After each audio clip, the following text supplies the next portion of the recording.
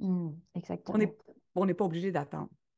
On n'est pas obligé d'attendre, mais notre culture nous fait attendre, puisque on nous a longtemps, on s'est longtemps déjà coupé de nos émotions.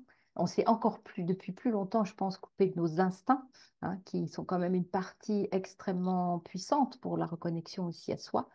Euh, donc, on a, là, on commence vraiment, les gens changent, etc. Mais on ne change pas qu'avec des concepts, en fait. On change en faisant une expérience intérieure.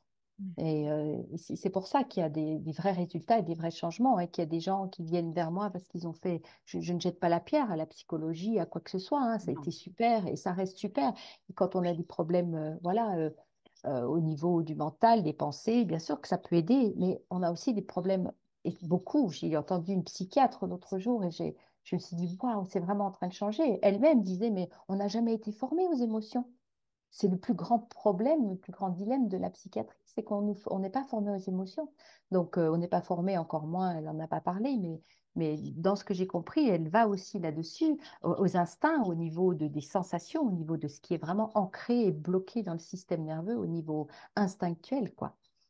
Donc voilà, je pense que c'est vraiment en évolution parce qu'on n'est plus seulement sur le cognitif à raconter les histoires, quelquefois qui retraumatisent en plus à force de raconter et raconter, et qui n'offrent pas la possibilité d'aller euh, le travailler à l'intérieur de soi, vraiment le travailler dans le corps, dans la chair, dans nos cellules, dans les énergies qui demandent à retrouver leur chemin d'expression.